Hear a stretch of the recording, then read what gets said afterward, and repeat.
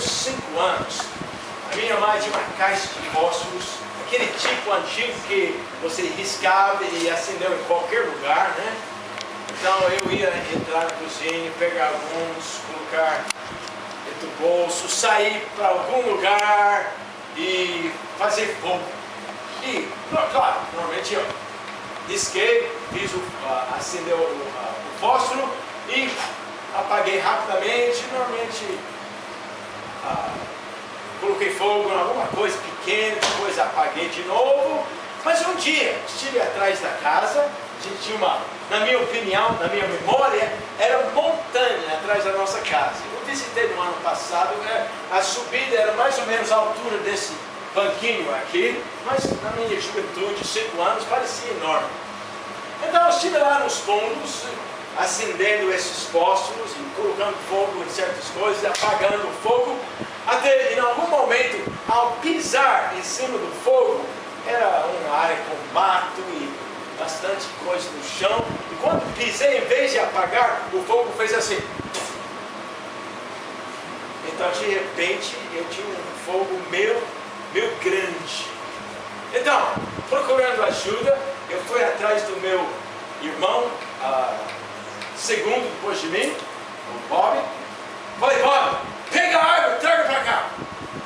Então, ele foi para a cozinha, pegou uma lata de atum vazio, encheu com água, subiu, jogou a água, que claro, ele nem chegou perto do fogo. Falou, não, eu falei, pega um balde. Eu ali batendo com um galo, tentando apagar o fogo.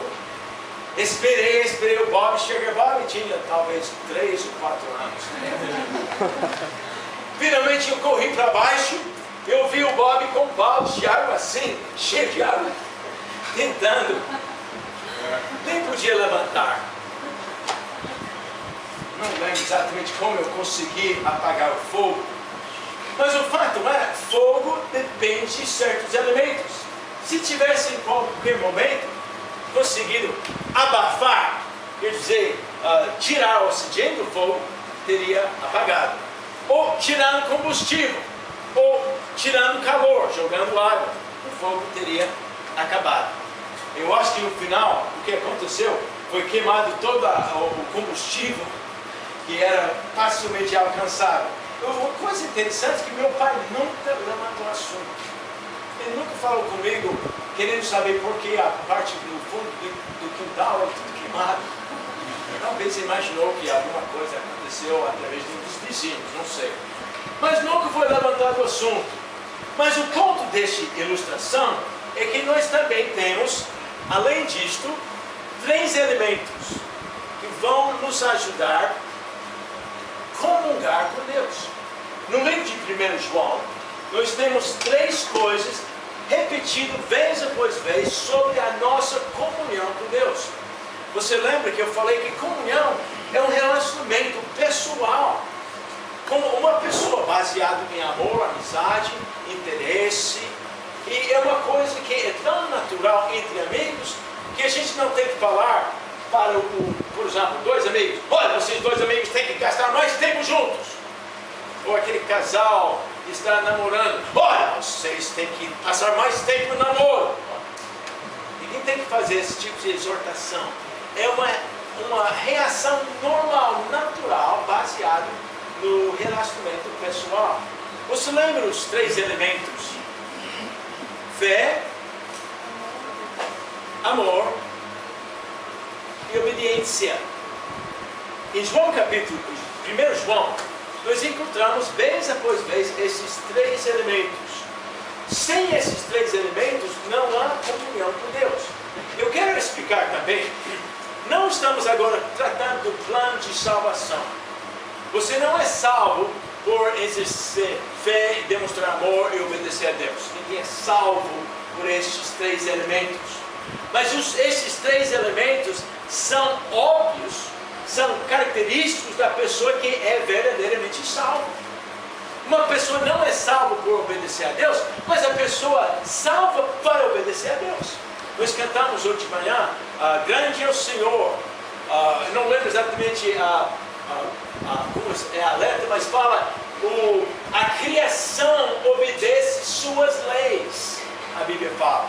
Então essa é uma característica da pessoa que está realmente em Cristo. Hoje de manhã, vou deixar esse aqui para a gente observar, mas o que eu gostaria de tratar hoje de manhã é obediência.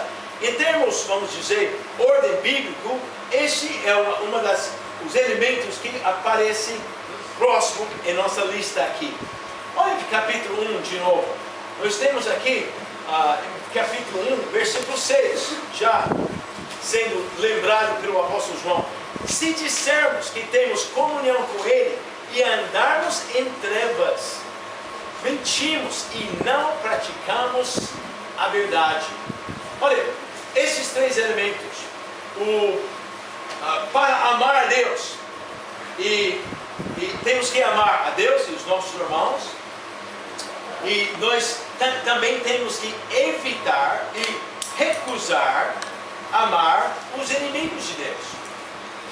Para crer, o elemento fé, para crer em Deus, a gente também tem que desacreditar o que não é a verdade.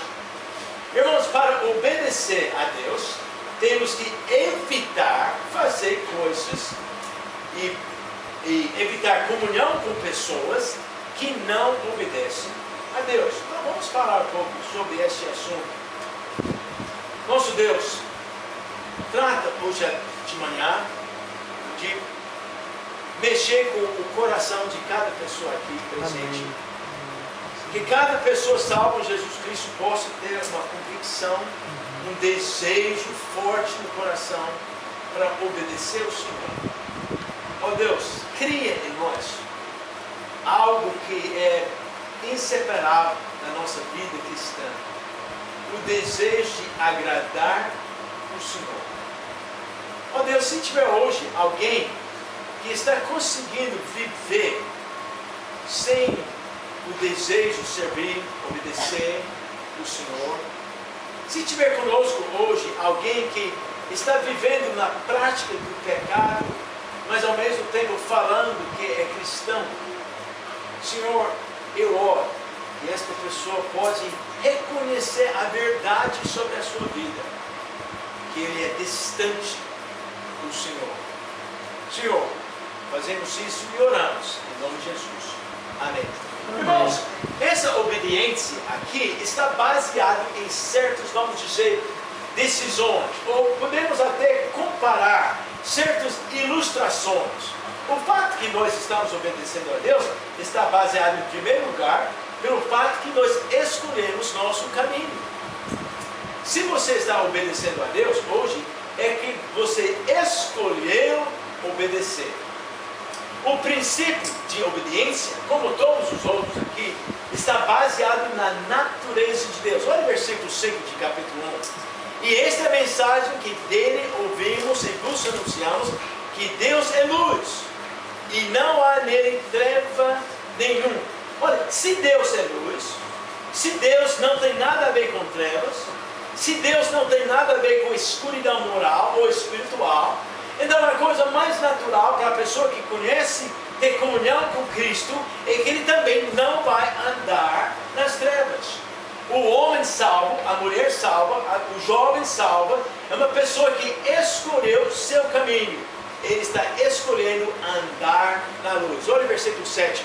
Mas se andarmos na luz, como Ele na luz está, temos comunhão uns com os outros. E o sangue de Jesus Cristo, seu Filho, nos purifica de todo o pecado. Irmãos, nós escolhemos nosso caminho. Nós não queremos andar nas trevas. Nós queremos andar na luz. Porque nós somos filhos do Senhor. Ele é a luz. E porque Ele é a luz, nós queremos andar junto com Ele, como filhos da luz. Olha, irmãos, há apenas duas maneiras de andar. Sabe disso? Parece meio óbvio, mas nem todo mundo entende. Ou andamos em comunhão com Deus, ou nós andamos na escuridão, afastados de Deus. Não, irmãos, mesmo que em toda a história da igreja, sempre existia pessoas que queriam em uma mão segurar Deus e na outra mão segurar prazeres do mundo, o fato é que é impossível. Não funciona pela natureza do nosso Deus santo e verdadeiro. Olha, quando a pessoa está fazendo coisas, quando a pessoa faz de conta que não está pecando, a Bíblia fala que essa pessoa está se enganando. Olha o versículo 8. Se dissermos que não temos pecado, olha, as coisas que eu faço não são pecaminosas, são coisas naturais, são coisas que todo mundo faz. Olha, a Bíblia fala que estamos enganando-nos a nós mesmos. A gente tem que andar em comunhão com Deus. Quando nós falamos que o pecado não é pecado, olha o que estamos fazendo, versículo 10. Se dissermos que não pecamos, fazemos-lo mentiroso, e a sua palavra não está em nós. Irmãos, hoje na igreja visível de Jesus Cristo, aqui no Brasil e pelo mundo, há uma tendência para libertinagem, fazer qualquer coisa e fazer de conta que é legítimo. Porque o mundo faz, então é legítimo a gente fazer também. Olha, era uma época em que o mundo era aqui e os crentes, por ser afastados do mundo, estavam aqui, separados do mundo, evitando o mal que o mundo fazia. Infelizmente, o mundo que faz uma geração era bem mais, vamos dizer, conservador, o mundo tem mudado para cá. E graças a Deus os crentes continuaram na sua posição fiel a Deus. Verdade? Não. Estamos aqui. Exatamente onde o mundo estava faz uns anos. O problema é, o mundo continua fazendo aqui, assim. E os crentes como cachorrinhos bem atrás. Olha, o que está aceitável às vezes, hoje em dia, entre a comunidade cristã, são coisas que o mundo repudiava faz uma geração. Irmãos, nós estamos fazendo de Deus um mentiroso quando nós não continuamos andando segundo as normas de Deus, não segundo as normas deste mundo. Irmãos, obediência significa obediência a Deus. Interessante você falar, pastor, eu nunca falaria que eu não peco. Eu sei que eu sou pecador. Amém. Isso é uma coisa bem saudável. Mas uma vez eu encontrei com um senhor que falou comigo, ele falou que não tinha pecado por mais de 20 anos. E eu, na minha inocência, eu falei, mas senhor, você nunca briga com a sua esposa? Ele falou, eu tenho algumas falhas ainda. Vamos mudar a definição da palavra pecado. Tem gente que estão fazendo desculpas por si mesmo. Quando nós estamos em comunhão com Deus, estamos andando como Ele andou. A Bíblia nos chama de ser imitadores de Jesus Cristo. Irmãos, desde todos nós pecamos, incluindo nós que queremos andar na luz, devemos aproveitar o versículo 9 aqui de capítulo 1, que nós lemos na primeira lição. Se confessarmos os nossos pecados, Ele, Deus, é fiel e justo para nos perdoar os pecados e nos purificar de toda injustiça. Você quer o segredo da vida cristã feliz? Este versículo.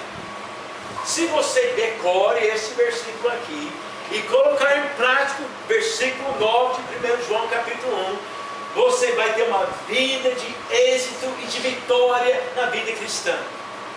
Sabe a minha experiência? Que crentes entram em derrota.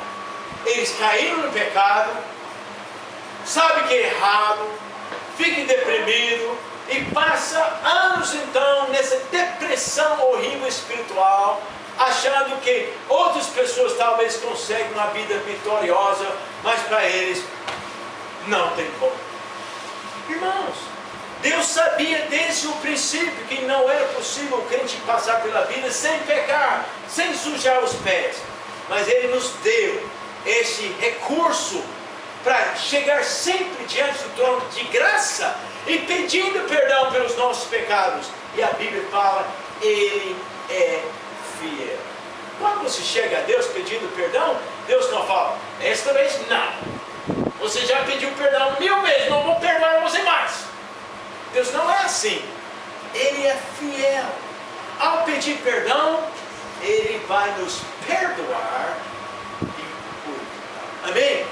Não, Jó, você às vezes vai cair no pecado. Olha, Deus é fiel. Ele vai perdoar os nossos pecados. Ele vai nos livrar da culpa. Ele vai nos purificar. E Ele vai lhe dar vitória na vida cristã. Irmãos, eu falei que obediência, em primeiro lugar, indica escolhendo o seu caminho. Em que caminho você vai andar? Deixa eu fazer um desafio antes de sair deste ponto. Jó, o mundo nunca vai ajudar você a seguir Jesus. Você tem que escolher o seu caminho. Lembra o que Jesus falou em termos de salvação? Ele falou, há 2 caminhos. É um caminho largo, um caminho fácil, um caminho que leva para a destruição. Tem outro caminho estreito, difícil, mas leva para a vida eterna. Olha, essa escolha continua depois da salvação. O caminho mais fácil, o caminho que é mais conveniente, raramente é o caminho que Deus escolheu para seus servos. Seja você um dos escolhidos. Ontem à noite a vice falou, posso sentar na mesa aqui? Eu tinha uma mesa sozinho. E todo mundo com medo de sentar lá de pastor Will. Não sei se era mau cheiro, mau hálito, não sei lá. Eu falei, pode sentar, é a mesa dos elites. Mas sabe, gente, somos os elites, os escolhidos. Porque quando nós determinamos seguir a Deus, isso nos coloca numa posição especial. Seja um dos escolhidos, os elites de Deus. Mas em segundo lugar, obediência também está uma questão de guardar seus mandamentos. Número 1, escolhendo o seu caminho. Número 2, guardar os mandamentos de Deus. Olha, capítulo 2, versículo 1, explica por que foi escrito esta epístola. Meus filhinhos, estas coisas vos escrevo para que não, o quê? Pequeis. E se alguém pecar, temos um advogado para com o Pai, Jesus Cristo, o justo. Deus escreveu o livro para quê? Para que ninguém aqui pecar mais. Mas, se alguém pecar, quem falava se? Está feito já um recurso. Nós terminamos agora, capítulo 1, versículo 9, mas continue esse pensamento. Vocês, nós, todos nós, eu incluído, quando nós pecamos, nós temos um advogado. Por que serve advogado? Advogado é para proteger os inocentes. Apenas os inocentes, está certo? Não. Na verdade, você pode precisar de advogado mesmo sendo inocente, mas especialmente quando você é culpado. Quando você está culpado, você realmente precisa de advogado. E Deus está dizendo, olha, existe um advogado, existe alguém, um mediador, alguém que mesmo você sendo, mesmo sendo culpado, vai proteger seus interesses e vai pleitear a sua causa diante do Pai, o juiz do universo. Esse advogado é aquele que também é a propiciação pelos nossos pecados. Propiciação é uma palavra maravilhosa. Vamos imaginar aqui hoje a Arca da Aliança. Olha, todo mundo tem visto, né? Uma caixa coberta com ouro, em que foi colocado os 10 mandamentos e outras coisas, mas principalmente os 10 mandamentos. Foi coberto com uma tampa. Esse tampo tinha querubim nos 2 lados e um espaço no meio.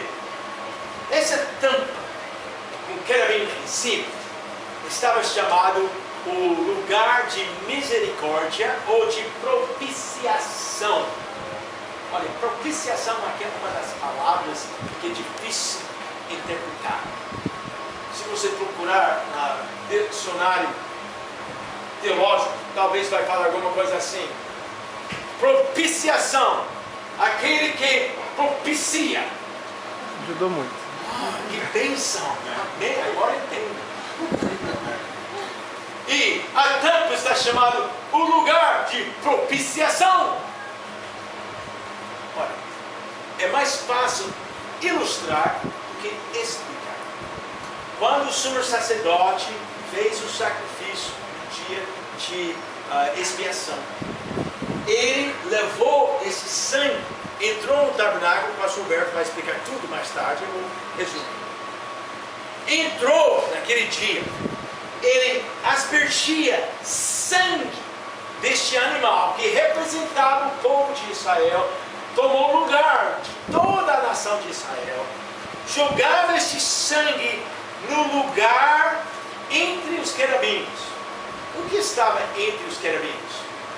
Olha, você pode ler Apocalipse capítulo 4. Você vai saber o que estava entre o querubim, ou pelo menos representado naquele espaço. Em Apocalipse 4, nós temos 4 querubins em volta do trono de Deus. Aquele espaço na tampa representava a presença de Deus. Houve épocas na história dos judeus em que deste lugar brilhava uma luz celestial. A glória chegava.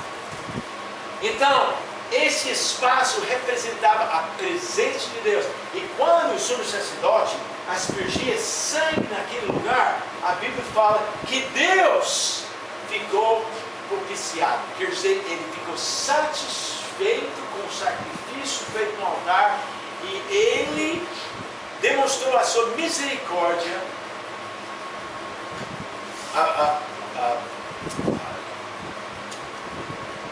não levando em consideração um pecado do povo de Deus. A Bíblia nos fala que nós temos um advogado que chega diante da presença de Deus no santíssimo lugar e fala o sangue deste advogado. O sangue deste advogado está sendo jorrado naquele lugar na presença de Deus, dizendo para o tribunal do universo, o juiz santo: este aqui está coberto pelo meu sangue. Amém. Então Deus perdoa o pecador, não porque é inocente, mas porque o sangue de Jesus Cristo cobriu o pecado. Olha, este advogado é o melhor tipo que pode ter. Este advogado morreu em nosso lugar. É o Senhor Jesus Cristo, nosso advogado diante do tribunal de Cristo. Irmãos, quando nós obedecemos os mandamentos de Deus, estamos demonstrando, estamos guardando o mandamento dado por este Deus, este advogado, este ser que nos amou tanto. Olha, quando nós pecamos, ao aproximar o trono de graça, Hebreus capítulo 4, vamos achar através de Jesus este perdão. Mas irmãos, ele, a Bíblia fala no versículo 2, ele, Jesus, é a propiciação pelos nossos pecados. Jesus Cristo é o lugar em que Deus fica satisfeito, não somente pelos nossos pecados, mas também pelos de todo o mundo. Olha, guardar os mandamentos é uma exortação. Não peca, não peca, não peca. Mas guardar os mandamentos também é um recurso, porque Deus está nos dando um escape. Também guardar os mandamentos é uma promessa, porque essa obra intercessária de Jesus, essa obra propiciatória de Jesus, a palavra de Deus, porque os mandamentos de Deus é a palavra de Deus, o Espírito de Deus que nos deu esses mandamentos, a nossa fé em obedecer a Deus, tudo isso está envolvido nos mandamentos que Deus nos deu. Olha, o propósito em o propósito desse mandamento, o propósito de guardar os mandamentos, e é a prática de guardar os mandamentos, é uma coisa muito importante entender bem. Olha, em capítulo 2, versículos 3 a 5, nós temos uma série de versículos importantes. Nisto sabemos o que conhecemos, se guardarmos os seus mandamentos. Aquele que diz, eu conheço-o, e não guarda os seus mandamentos, é mentiroso, e nele não está a verdade. Mas qualquer que guarda a sua palavra, o amor de Deus está nele verdadeiramente aperfeiçoado. Nisto conhecemos que estamos nele. O livro de 1 João, além de tratar essa questão de comunhão com Deus, também está cheio de provas para o crente e filho de Deus. Às vezes nós, porque somos pecadores, chegamos ao ponto de falar, ai de mim, sou de verdade salvo? Como uma pessoa salva poderia fazer uma coisa que eu fiz, ou falou o que eu falei, ou agiu na forma que eu agi? Sabe o que a Bíblia fala aqui? Nós sabemos que somos nele, porque nele verdadeiramente está sendo aperfeiçoado este amor. Interessante aqui, quando trata de guardar os mandamentos, e em todo o livro de 1 João, guardar os mandamentos, guardar as leis, estamos tratando de um verbo presente. Verifiquei hoje de manhã, só para tocar em todos os detalhes, para não falar nada errado. Todas as vezes, é o verbo presente, que trata de uma prática. A Bíblia está dizendo aqui que nós conhecemos que andamos com Deus nele, quando nós praticamos seus mandamentos. Nós sabemos que aquele que diz, eu conheço-o, e não pratica seus mandamentos, é mentiroso. Irmãos, a Bíblia aqui não trata de uma ação sequer solitária. Estamos aqui tratando de uma prática. A pessoa que vive praticando o bem, praticando os mandamentos de Deus, dá sinal que ele é filho de Deus. A Bíblia acabou de explicar em capítulo 2, versículo 1, que nós pecamos. Se fosse apenas a perfeição que levou a gente aos céus, ninguém aqui seria salvo. Nós pecamos. Mas a questão aqui é a sua prática. Você é conhecido como alguém que pratica o bem? Quando alguém pensa em você, eles pensam em alguém que pratica obediência aos pais? Alguém que pratica obediência aos normas da igreja? Obedece seu pastor? Siga a instrução do professor? Ou eles pensam você como alguém que pratica o mal, sempre rebelde, sempre encrencando, sempre criando problemas? Olha, essa é a questão de volta. A Bíblia está dizendo que aquele que pratica os mandamentos de Deus, que vive fazendo o que Deus manda, esta pessoa dá sinal que ele é filho de Deus. Olha, ao comungar com Deus, nós crescemos no conhecimento de Deus. Olha, ninguém nasce perfeito. Quem aqui tem 12 anos? Levanta a sua. Quem tem 13 anos? Levanta a sua. Quem tem 14? Levanta a sua. Quem tem 15? 16? O pastor Berto está levantando a mão sempre. Quem tem? Além. Quem tem 18? Quem tem mais de 18? Eu tenho 60.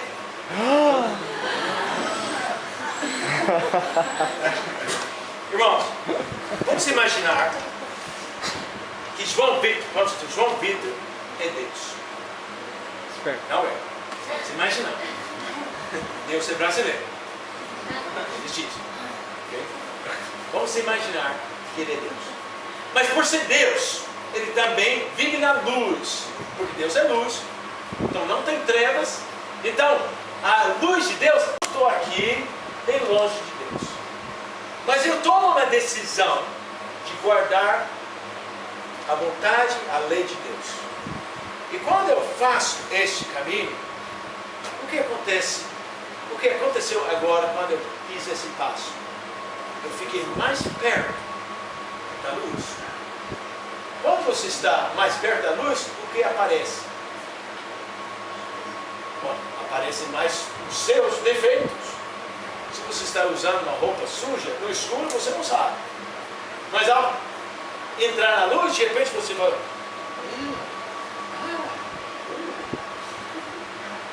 você faz uma limpeza. Você toma mais um passo para a luz. E depois você fala, eu devia esse aqui. Era invisível antes. E tirando, nós, na verdade, tiramos como? Se confessarmos os nossos pecados. Ele é fiel e justo para nos perdoar e nos purificar de toda justiça. E Deus, porque é fiel, faz esse trabalho. E sabe o que acontece? Confessamos os nossos pecados, Ele é fiel e justo para nos perdoar e nos purificar de toda justiça. Mas o que está acontecendo? Estamos sempre vendo os nossos defeitos, mas estamos fazendo o quê? Crescendo, crescendo, crescendo. Estamos caminhando, comungando com o nosso Deus. Este é o plano de Deus para a sua vida. Obedecer, guardar, andar, tudo isso está baseado na natureza de Deus. Olha o capítulo 5, versículo 3. Porque este é o amor, capítulo 5, versículo 3. Este é o amor de Deus, que guardemos os seus mandamentos. E seus mandamentos não são pesados. Olha, uma vez eu estive fazendo visitas em Cotia, há muitos anos, quando a gente trabalhava naquela cidade, e andando pela rua, encontrei com uma senhora que tinha feito visita conosco na igreja. E ela ficou em frente de mim, fechando a rua, falou, pastor, eu só quero saber uma coisa. Eu falei, tudo bem, quero saber o quê? Quais são as doutrinas da sua igreja? Bom, cremos na Trindade, cremos na inspiração da Bíblia. Comecei a fazer uma lista de doutrinas que a gente ensina. Não, eu quero saber quais são as regras da sua igreja. Quais são as coisas que não pode fazer? Então eu falei, olha, senhor, a gente não gosta de tratar o assunto nesta forma, porque nós não somos escravos, sendo forçados a obedecer às regras do nosso Senhor, por força. Nós somos amigos e amantes dele, e nós fazemos o que ele quer. Uma vez uma pessoa falou comigo, a sua religião permite você trair a sua esposa? Imagina uma pergunta assim, estive no avião, sentado ao lado de uma muçulmana apóstata, e ela começou a fazer muita pergunta para mim. Eu falei, olha, você está fazendo a pergunta errada. A pergunta não é se a minha religião permite que eu traia a minha esposa. Porque você tem que entender, eu amo a minha esposa. Eu não quero traí-la. Eu quero ser fiel. Eu quero todo dia encarar minha esposa com sinceridade, com amor, sem nenhuma soma de coisa entre nós. Eu não quero trair a minha esposa, tem nada a ver com a minha religião, é por amor da minha esposa. Eu falei, além disso, eu amo a Deus. Eu não quero trair meu Deus. Irmãos, esta é a questão da vida espiritual. Guardar os mandamentos não é, olha, eu sou cristão. Glória a Deus. Amém. É duro ser cristão, né? Não podemos fazer nada, não podemos nos divertir. Mas um dia vamos chegar no céu. Naquele dia vai ser glória para nós. Amém. É assim a vida cristã. cristã? De jeito nenhum. Se a sua vida cristã é assim, então parabéns. Mas eu estou gozando uma vida em abundância. Amém. Eu não quero trocar com aqueles bagunceiros que hoje mesmo estão jogando as suas vidas fora. 1000 vezes melhor estar aqui com vocês, gozando o tempo com irmãos em Cristo, gozando a bênção de ser filho de Deus. Olha, nos céus vai ser melhor, amém. E se vai ser melhor do que agora, não posso esperar. Irmãos, a sua vida cristã, o fato que você guarda os mandamentos é fundamental para a sua vida. Deixa eu contar a história triste.